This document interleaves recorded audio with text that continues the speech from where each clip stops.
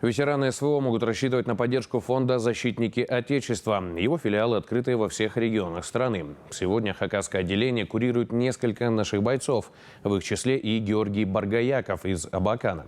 Сейчас мужчина находится на реабилитации после серьезного ранения. Какая помощь ему оказана, расскажет Наталья Гармашова. Очень удобно. Здесь есть специальная дверца. Он подъезжает, перекидываем ноги. Это кресло. Оно на пульте, оно поднимается, выезжает наверх, закрываем и купаем.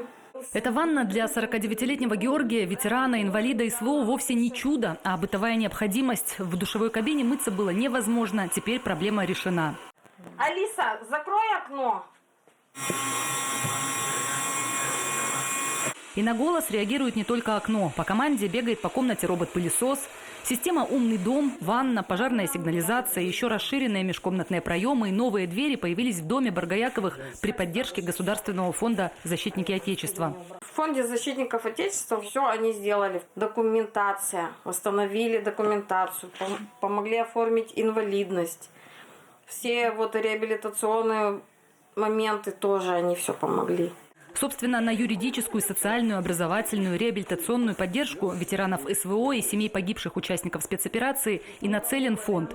Сейчас на исполнении в хакасском филиале 4 заявки. Все разные, зависят от индивидуальной программы восстановления и потребностей бойцов. Комиссия отрабатывает обращения родственников, обследует условия проживания ветеранов. Все данные отправляют в Москву. В Хакасию приходит оборудование, и подрядчик лично устанавливает его в квартирах. У Георгия и ситуация самая такая сложная со здоровьем, поэтому здесь получилось и по объему оборудования, и по объему работ это больше из всех заявок. Нас уведомили о том, что есть возможность наших бойцов обеспечить тренажерами, и теперь уже в соответствии с программой реабилитации, которая установлена Георгию, в ближайшее время мы продолжим заниматься. Каждые полгода, как минимум, мы его будем отправлять в Туманный. Возможно, сейчас прорабатываем также еще и с Красноярском, с Москвой. И сложнейшее лечение, и реабилитация длятся уже почти 1,5 года. В зону СВО Георгий отправился добровольцем в сентябре 2022-го, буквально за несколько дней до частичной мобилизации по патриотическому зову сердца. Он говорит, я не смотрю спокойно смотреть на то, что творится на Донбассе. Несправедливо, что идут кто-то воевать, отстаивать интересы нашей страны, а кто-то сидит. Я его неделю упрашивала остаться. Он нет, я, говорит, не могу прятаться за женскую юбку, я, говорит, пойду. У нас тем более погиб друг незадолго. Я, говорит, поеду. В марте 23-го Марине сообщили, что мужа серьезно ранило в голову. Нашла его в больнице Санкт-Петербурга. Потом были Екатеринбург, Абакан, санаторий Туманный.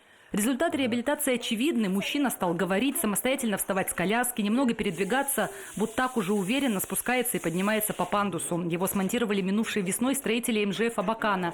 Переделали крыльцо и покрыли его противоскользящим настилом. Работы лично контролировал глава города. Это наш долг помогать тем людям, которые борются с фашизмом и отдают свое здоровье на поле боя, защищая в том числе и нас. Семья верит, что упорная борьба за здоровье ветерана-медиков, стремление его самого к восстановлению и оказанная поддержка вернут Георгия к полноценной жизни, залечат физические раны и помогут сгладить душевные. Наталья Гармашова, Сергей Казьмин, Вести, Хакасия.